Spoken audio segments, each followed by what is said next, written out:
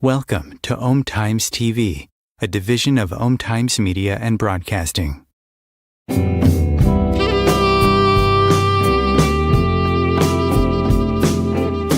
We are living in the fifth dimensional consciousness where we are creating our reality faster than we can imagine. And 95% of our lives are run and created by our subconscious programming.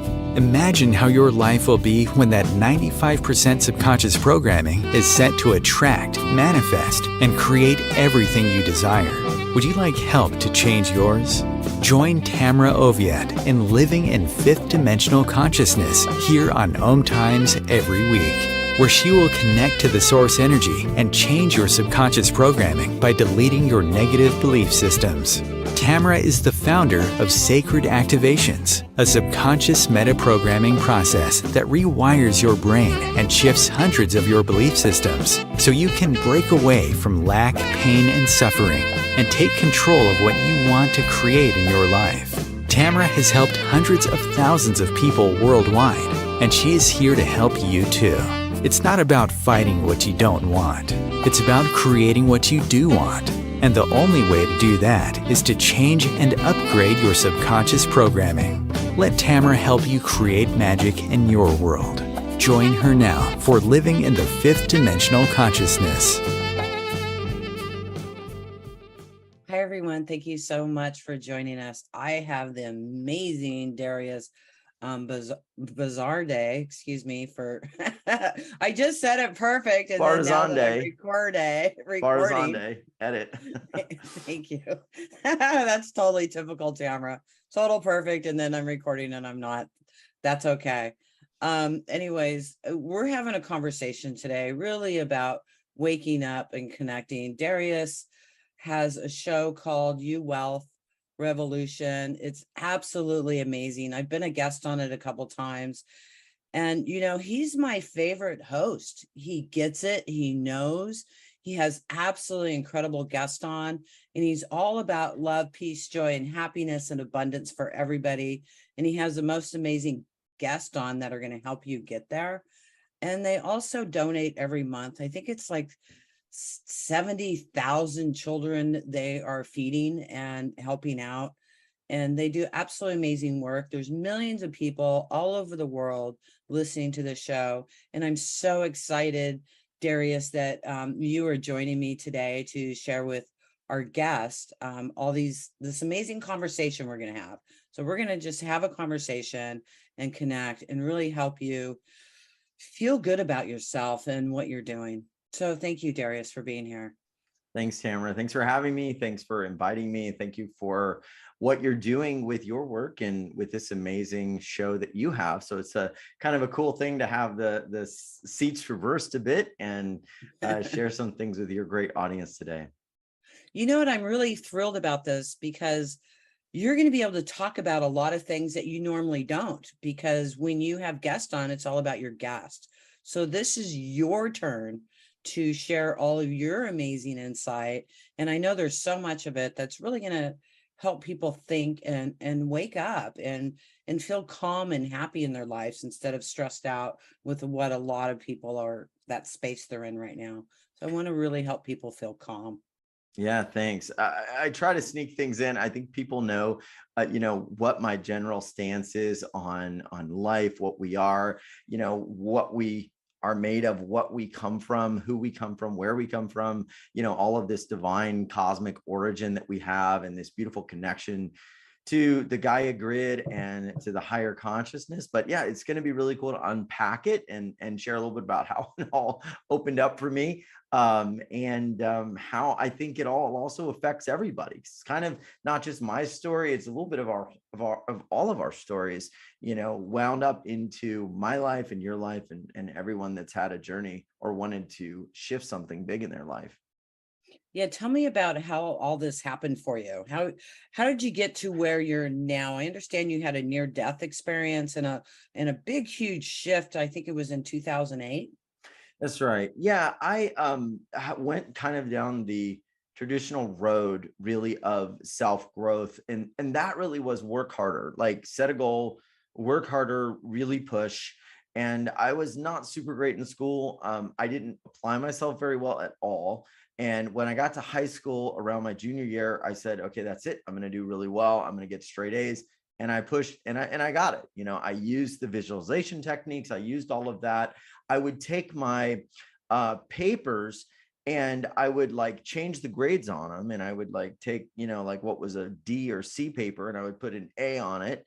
And I wasn't trying to fool the teacher. I was just putting it all around me in my room. So I would look at that and start to believe that I could get A's, that I was worthy of doing that. And then with that, of course, I did the work and I studied and everything. And this kind of continued, this trajectory of like, okay, you know, push your way through, begin to like change your mindset. Made it all the way through college, ended up getting literally like 3.6 or something like that at UT, Wow. graduated with honors, then went on and got an MBA, got a law degree, graduated with the honors for my MBA program, did both of them at the same time in like 3 years in a summer, which is just crazy because, you know, a law degree is like 3 years and I got an MBA at the same time. So it was this like massive, just like work, push. And then it was kind of like, you know, check the box and muscle through. And I ended up like turning 30 and was like, okay, I've got to get married. And so I met somebody. It looked like the boxes were checking out good. I get married and then I'm miserable, right? I'm not happy. Mhm. I'm trying to build a business. I'm trying to practice law. I'm trying to do all these things that seemingly like the world seemed to tell me, if I do these things, I'll be okay. I'll be happy. I'll be the guy at the party that, you know, I'll tell you what I do for a living and you're going to understand it. And what happened was in 2008, I had a lot of emotional challenges coming up, and I had done hypnosis work and I actually become certified hypnosis because I really wanted to understand what was going on with me. But I had a series of past life regressions that someone had done for me, a really brilliant hypnotist. And I went into these other lives, these other existences that I had had. But what was most interesting was I went also between lives. She was very wise in that she would take me through a life and there would be a lesson. And then she would say, now go after that life. Where are you? And I started to feel this between life existence, which really is like our spiritual home. I had 2 of those. Well, that was in a hypnosis session. Then in 2008, was riding a motorcycle off-road. And I had done this since I was a kid. Was going super fast, was very stressed about my life, was just trying to escape the world, escape the marriage, escape the job I didn't like, escape who I had created myself to be. And all of a sudden out in this, you know, field, there's this huge thing that hit my front wheel. I go over the handlebars at about 55 miles an hour, break this arm. It's literally like, you know, bent over like Ouch.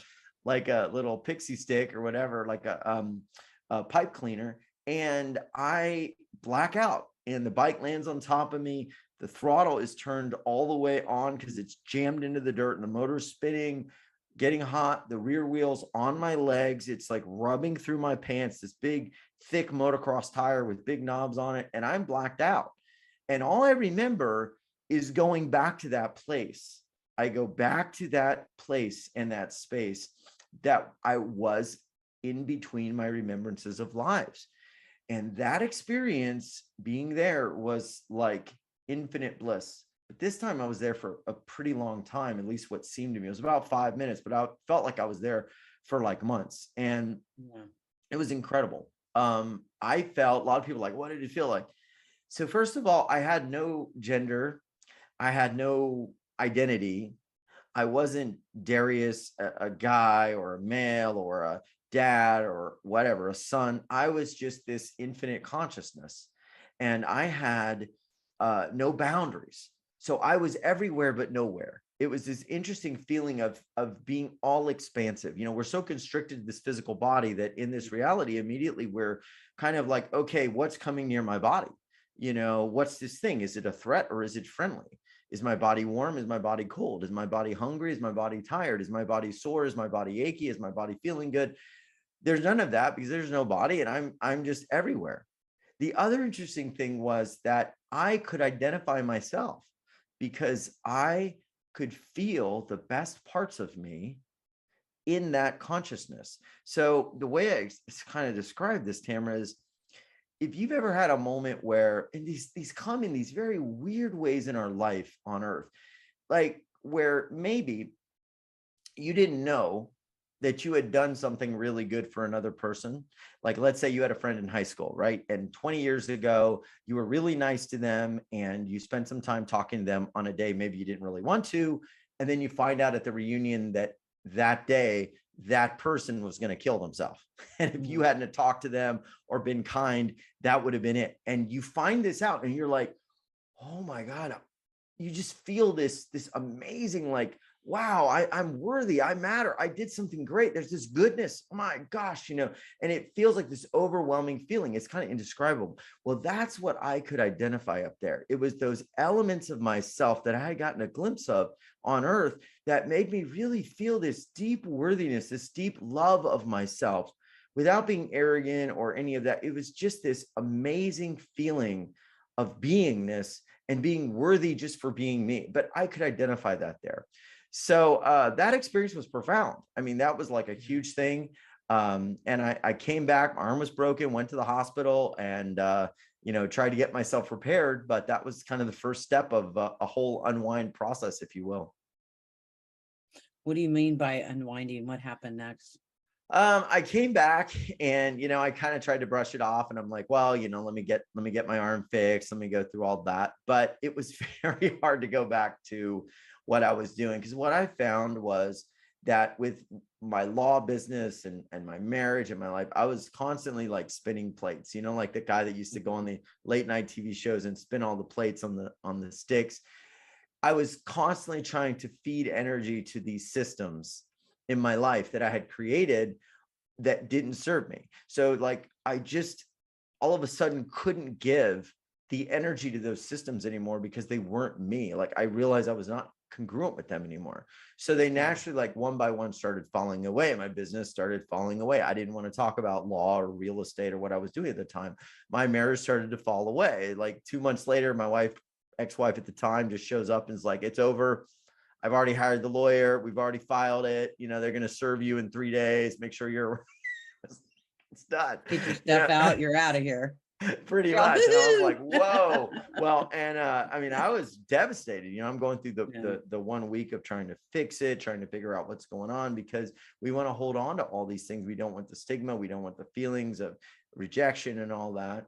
And so little by little, like everything just fell away. And I remember, you had the same reaction. I remember writing a friend of mine. She was a facilitator of a 𝐲𝐸 type of healing modality that I had been working through. And I write her, I'm like, Catherine, this is terrible. My whole life is falling apart. My wife's filed for divorce and all this. And she's like, all she writes is, congratulations on the new space that you're in. And I was like, yeah, I don't like you. Yeah. It's like, how can you be so cold, But that was it. It was a new space.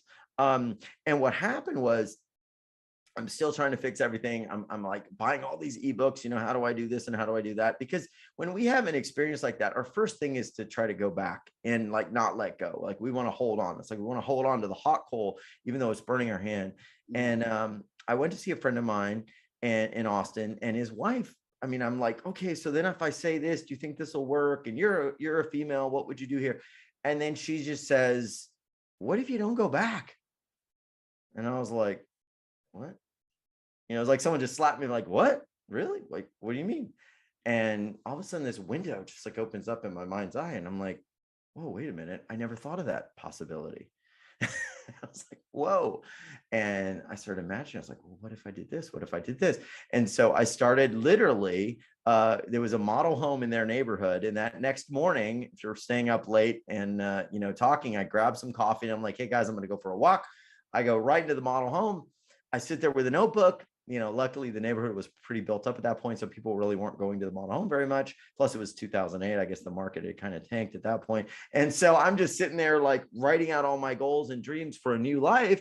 And I'm in this beautiful model home. The energy is fresh. Everything is good. I recommend doing this if you can. And I'm just sitting there like, yeah, I could really do this. And I'm feeling it, right? I'm feeling this over and over again to where it feels real. It feels congruent now to this new reality that I was creating. And eventually it was like, okay, you know, like I can feel what this is going to be like. I'm going to do it. I'm like, wow, what a blessing.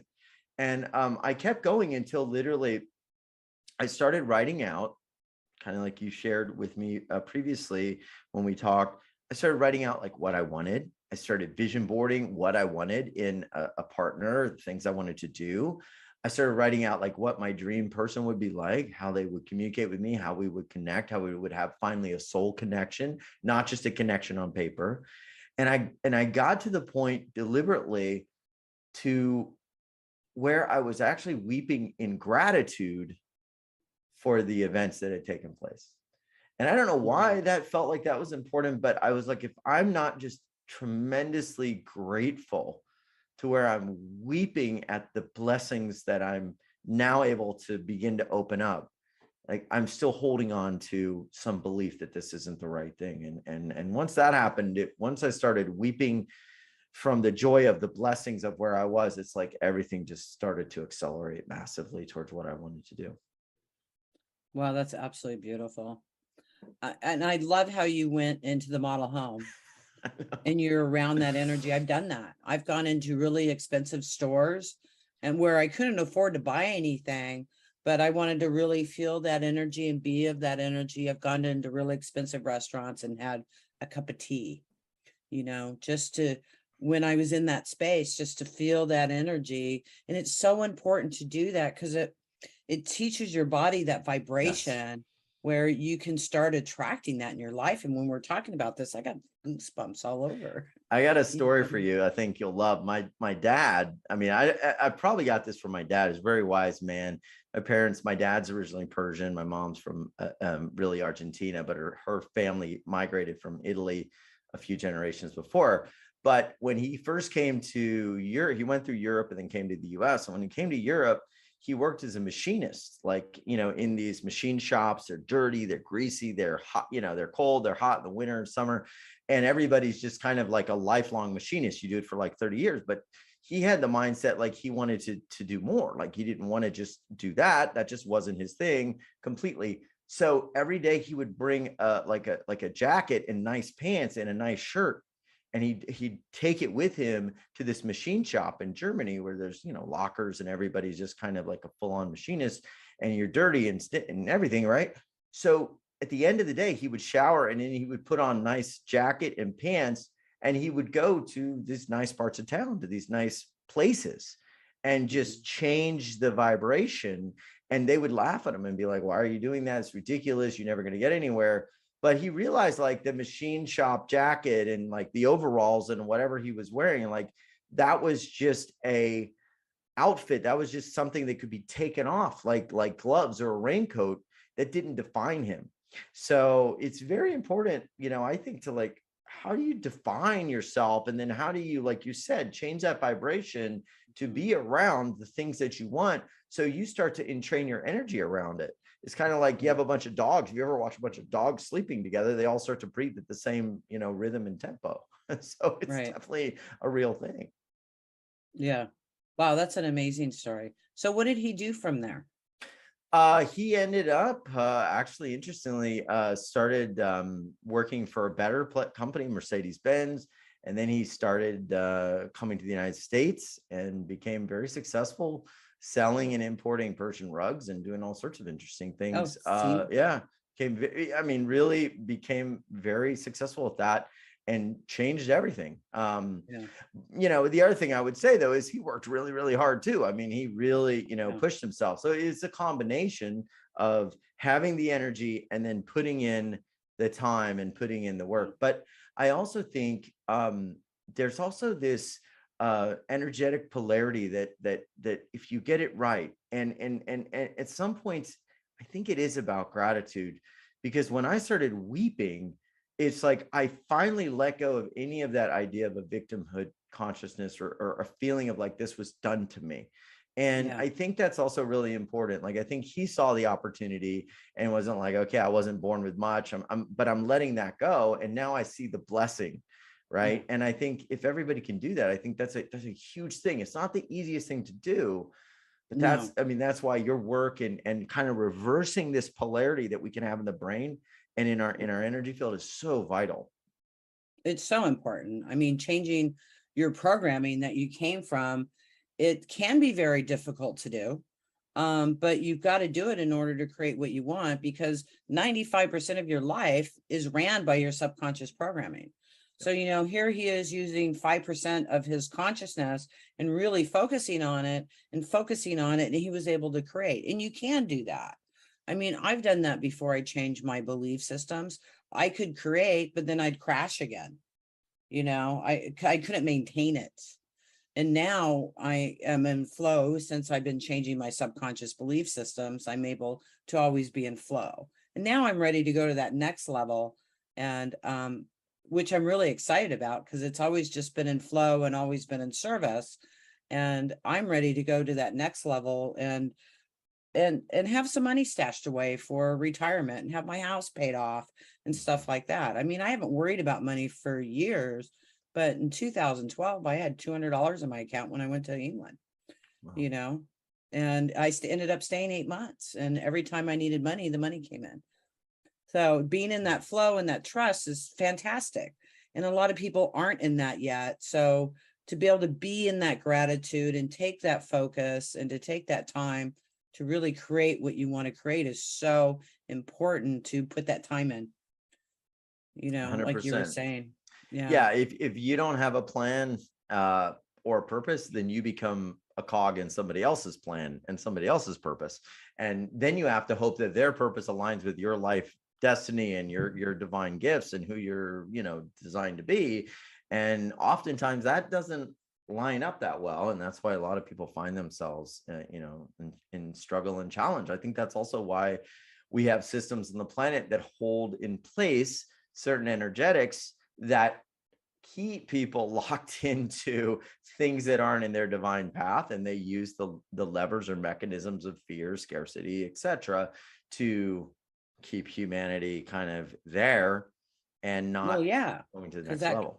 Exactly. And that is put in the collective consciousness constantly. And it's easy to be in scarcity. It's easy to be in fear. Those are very, very easy to be in, because the consciousness of them are so huge. But That's you right. can switch it. You don't have to be in any of that, and you can truly create the life you desire. Yeah, it's interesting you say that, because I was never in fear. Like in fact, what was interesting was, just to go back to that situation, like there was a big chunk of money that wasn't supposed to be taken out of an account. This is just getting into details, but I remember telling my lawyer was like, oh, well, she wasn't supposed to do this. You need to sue her and fight this. We'll fight this. And I was like, you know what? It's fine. It doesn't matter. It was like $40,000 at the time. I probably had, like 80 total to my name. And I was like, it's fine. It was like half of my net worth. I was like, it's fine. There'll be more, where I'm going, there's going to be a lot more than that, and then it's like, oh, well, she wants this much a month. There's no kids. You don't need to do this. Why would you, I was like, yeah, just give it to her. And they were like, you don't need to do this. There's no kids, she can work. There's nothing, I was like, no, it's fine. The universe is going to pay me back. I already know where I'm going. And the lawyer's like, no, we can fight this. It'll take about a year. And I'm like, nope, I already know. I need to be in Austin. I need to leave Houston. I'm moving. I already got bigger plans. And I already saw myself so far beyond all that. It didn't matter. There was no sum of money that would keep me fighting for the scraps or fighting in that vibration, because I was like, look, my check is already written out, like in this cosmic bank. Like, I know what I'm going to do. And it wasn't about money. It was like, I know my purpose now. There's no amount of money that will keep me fighting this thing. If someone was like, oh, I'll give you 5 million to just stay in, I was like, no, I know what I'm going to do.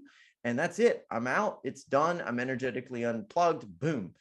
And what's funny was, when I came back, this often happens. Like, you come back and energetically you're different. And then the person's like, well, you're not upset. What's going on? And like, maybe we should work this. I'm like, no, I'm done. Yeah. No, thank you. Uncorded. No, thank you. I'm been done. there, done that. Yeah. It's just wild. Anyways, but yeah, some good things. This is an absolutely perfect time for a break. Let's take a little break, and you guys come back. We have a lot more to talk to you about. Thank you so much, Darius. We'll be back in a few minutes. OmTimes TV. Imagine becoming a super influencer. Reinvent yourself. Invest in your brand and then manifest your success with a robust spheric approach. OmTimes Media and Broadcasting offers a unique and multifaceted way to become the spiritual and conscious influencer you deserve to be by putting your message across our powerful platform with its proven record of integrity and excellence. Through our produced shows, OmTimes offers the opportunity to become a social media TV personality, a radio show host, an OmTimes magazine columnist, and a syndicated podcaster, all in one shot. By live streaming your show on OmTimes TV and broadcasting it across the extensive OmTimes radio and TV networks, you become more than a host. You become an ambassador and a force for positive change. OmTimes. Open yourself to the possibilities.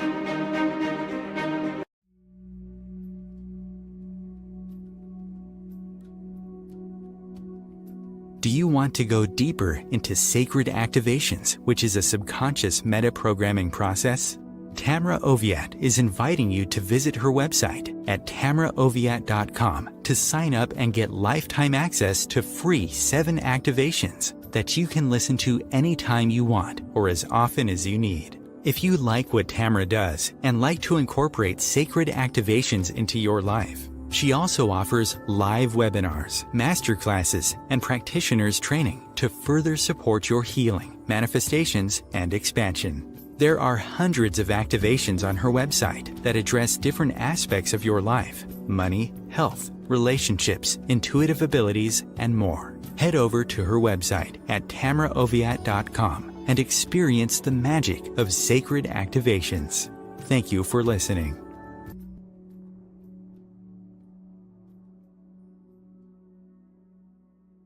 If I could be you, and you could be me for just 1 hour.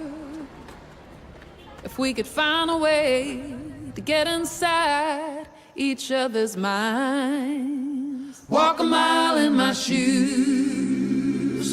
Walk a mile in my shoes. Well, before you abuse, criticize, and accuse. Walk a mile in my shoes. Hey, everybody, welcome back. You know, I want to continue with the conversation we were having, Darius, about just letting it go and walking away. I just absolutely love that message. It's so important because so many people fight, and all it does is drain your own energy. So please share about that more. Yeah, I think you had said something to me privately about that, and I really started thinking about it since the last time we talked. And I mean, not only have I done this, but at the same time, you know, you think about all the creation energy we have and all of the creation templates that we can start to bring forward when we're not trying to give energy to a dying system or to a dying structure or a dying relationship or an imbalanced energetic. My friend 𝐂𝐲𝐶 calls like these 2 different worlds that we're seeing, one being like this living web, or what I might call the divine web or the divine blueprint, or Greg Braden, the divine matrix, versus like this death web or this control system. And I think what you know, a lot of people are starting to realize is like, well, if I don't agree with something, instead of sitting there and trying to fight it constantly or trying to get mixed up in those energies, it's like, I'm just going to spend time creating the energies that I want, right? The things that I want to see. And I mean, you know, we don't know what's going to happen, but like, look at Elon Musk. Like, he doesn't agree with like all of the censorship. So he's like, well, I'm just going to buy Twitter, right? Or he could have created his own. And I think what people are starting to realize at some level is it may not be possible to fix or realign some of these systems because they're built on templates that, you know, aren't made to ever work. Like, they're designed to not work. So it's like, we just should start building our own new lives, our own new alignment to source, our own new systems that are going to be grounded and balanced and part of the living web, the original templates that, you know, create life on this planet, versus these death webs that just sap energy and create control systems and top down, you know, patriarchal type of Piscean energy systems that are broken. Yeah, absolutely. Yeah. And it just sucks the energy out of you. That's right. I learned probably about 1.5 years ago that I had to totally and completely disconnect from all the conspiracy theory stuff and all the other stuff, because they both affect your energy. It doesn't matter what side you're listening to, you're feeding the fear and you're still plugged into the matrix when you pay attention to any of it. And my life is, is lovely. I live a very peaceful, loving, fun life because I don't give my energy to any of that stuff anymore. And it's not about fighting what you don't want. It's about supporting what you do want. Yeah. Yeah. I'll make one point on that because it's very interesting that while it's interesting that people should be aware of things, I noticed that a lot of those channels or those people talking about all of these things, which granted, there's a point like, what you know, but I never see them take all that energy and actually build something new. And I think if we're going to actually create something new, we have to actually take time and put it into creation, right? And then bring it into open source. Like I was listening to Dr. Stephen Greer yesterday. He's a very interesting guy. He talks a lot about like space technologies and like free energy tech. And one of the things like he's trying to do right now, he realized that a lot of people that have like these free energy type of inventions and things, they try to bring it into like the existing template, the existing world model. And they'll take like this amazing, like free energy device. Like there's this one device that can generate like 300 horsepower for a car. And it's got a battery like the size of like a cell phone. And it's using all of these like reciprocating currents and all these things that I don't understand. Right. But literally the battery of the car could be like this big and it could like drive the car and it's actually like regenerates and all this stuff. So they'll bring these things to like these auto executives or these energy companies, big oil companies and all this, and they get suppressed, they get bought out and then shelved. And so one of the things he's saying is like, well, what we really have to do is create these things in mass, make the technology open source, give people the templates to 3D print and do this themselves, and then make it start to have adoption at a local level, at a level of the people, and then literally create a whole new system that then eventually overshadows the old system. So instead of talking about how corrupt the oil systems are or how bad my, whatever ex-boyfriend is or ex-girlfriend is or whatever it is, or how terrible my job is, just like you're saying, like take what you want, start to build the template and then start creating it in your life. And you're going to be way better off because you're not trying to fight the old system. It's designed, like you said, it's brilliant what you said. It's designed to ensnare you and create a vacuum of energy that drains your life force. This is why it's very hard for me to like look at politics or ever want to get involved in it, because I'm like, the way the system is, I'm like, that's just going to drain me. I'd be dead. I couldn't do it. Like I feel horrible. I look at that stuff and I'm just like, I don't even want to move. I'm depressed. I want to eat a bunch of chocolate. So well, that's never a bad thing. No, it's not. Just when you don't eat breakfast and you're just eating chocolate all day. So darn that's not a good thing. Chocolate covered almonds my wife gets. I just like, but yeah, it's you make some great points right now. Absolutely. And what you were saying about that is because what happens when you're building a system like that, it goes into the collective consciousness. And before you know it, then the other car manufacturers are also doing this because they have to. I mean, I remember, I don't know how many years ago, 20 years ago, it was like, coconut oil is really bad for you. Coconut oil, coconut oil, coconut oil, coconut oil. I remember it through all the media. And it's like, and coconut oil is really, really magical. Well, now you can find it everywhere. And because people didn't buy into it, and it's now everywhere. And so suppressing, like with the batteries and the gas and all that other stuff, I believe these things are going to come out and they're going to take over. So if the people get together and support that and start building their own, then the large manufacturers will have to get behind it. Yes. Because that's the new way of life and that's what we're doing. That's right. You know what I mean? That's right. Like you said, you get it into the collective, right? And then once it's in the collective, like that's everything. Whereas if you're like trusting that one company is going to bring it out and then try to do that, it's like, no, not really.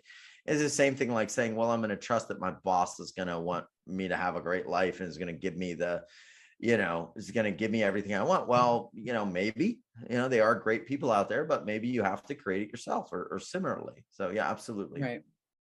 Yeah. Yeah. So it's really important to build what you desire and not let anybody else tell you what to do or what you can't do or can do. That's right. So, yeah. And that's what you do. So that's why you want to follow Tamra, because she's going to show you how to do it. She's a product of the product. Well, and truly it is just, focusing on yourself, taking time for yourself and really creating what you desire. Go paint, go dance, go sing, bring yourself that vibration of gratitude and joy. And then everything, the universe is just going to say, okay, this brings him joy, and then it starts just multiplying and creating. Yeah, you bring up a really interesting point about joy, and thank you for doing that, because the one thing I forgot to mention about my experience when I was out of the body and kind of over this whole existence from this galactic space. So I was nowhere, but I was everywhere. It literally felt like I was floating in space. I remember like just seeing like nebulas and all of this like space background kind of thing. But the one thing that I also felt in addition was joy, was just this overwhelming happiness, this joy, this boundless energy. And it's kind of weird. I felt a little bit like a kid on Christmas morning. And you may think, well, is that materialistic? But it wasn't about like anything material. It was just the excitement of being. Like I've always thought creation is a very exciting energy. Like you look like it's a very excited energy. It's a very like overflowing, bountiful energy. You look at like flowers or trees, it's like they don't struggle to grow. You could take a flower that's about to die because it hasn't enough water or nutrients. You give it a little bit of water, and the next day it's like blossoming new buds, and everything is like a brand new start. Like it's literally creation energy, manifesting energy. It wants to just explode outward in this boundless reproduction. And that's what I felt. I felt this huge joy just for existing, tied to nothing, just existence. And I think that's really how we are. But we tie this joy to maybe how we look, how we feel, our bank account, whether the person at the grocery store was nice to us, whether the news looks good, what was on my Yahoo feed, what was on Twitter. And then we actually start getting used to living our life without feeling joyful, without feeling this boundless energy coming from our heart center, wanting to expand out in the world. And then we just sort of go around through life at this very low vibration.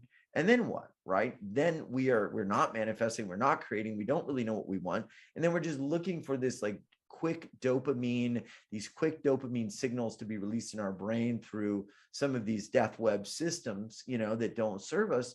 And then we're stuck. And then we wonder, okay, why is our life not working?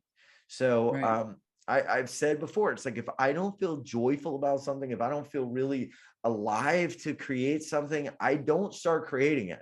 Like if I wasn't in that model home writing out my goals, I sure as heck wasn't going to be writing out my goals in, the house where we used to live in, and in all the energy of what was going on. I needed to expand this joy center, this heart center, to where I was feeling this overwhelming energetic. And then from there begin to create, then begin to act, then begin to let those flowers blossom. So joy is a huge frequency. Bliss is a huge frequency to tap into. Yeah.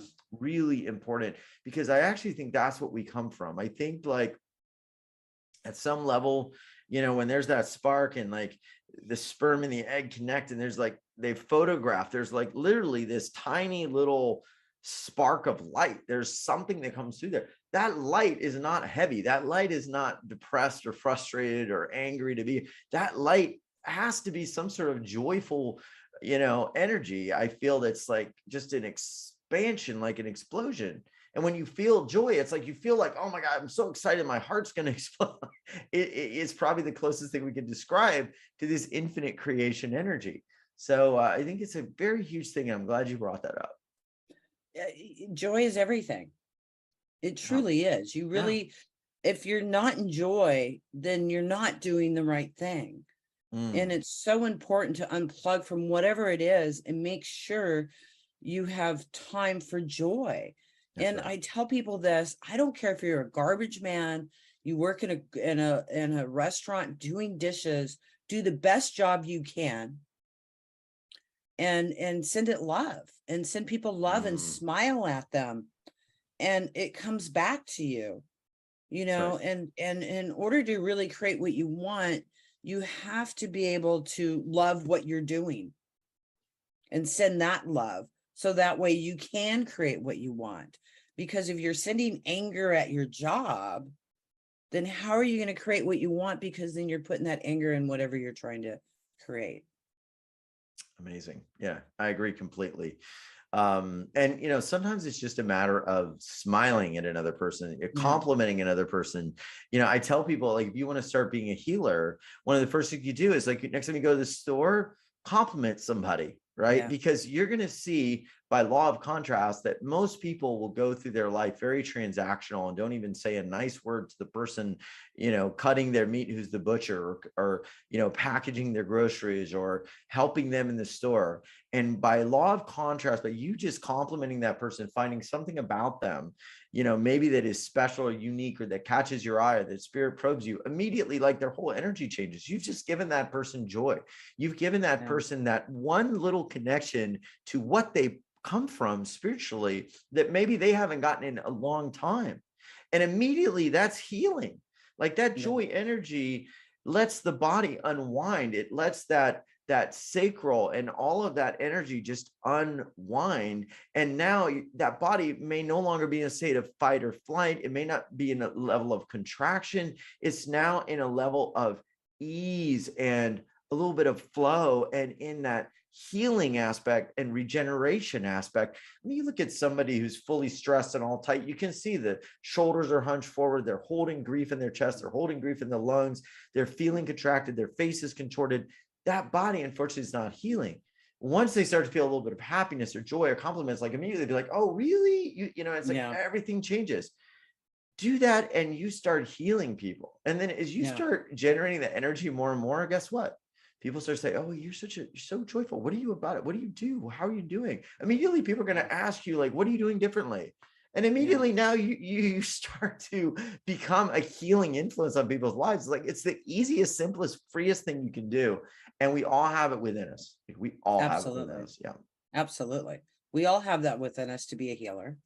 We all have the ability to talk to God, source energy, or a tree, or anything else.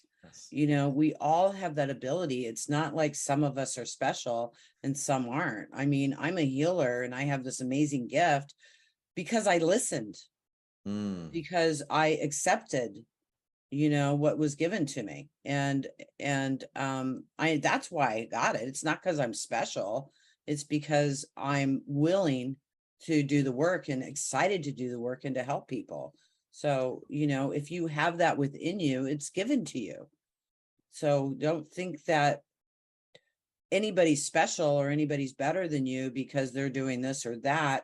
It's just that we're working, like you said, you work long hours, you focus on what you do. I've worked very long hours at what I do, and focus and create. And it takes time and it takes patience, but it also takes the gratitude and the joy and the excitement to help others. Because I love seeing people change. I mean, that brings me joy. Yeah. That's what really brings me joy, being able to affect someone's life and to see them change and to be happy and to be successful or to be healthy or to find their soulmate or to talk to their parent they haven't talked to in 20 years. I mean, wow, what a gift. And now I'm getting goosebumps all over again.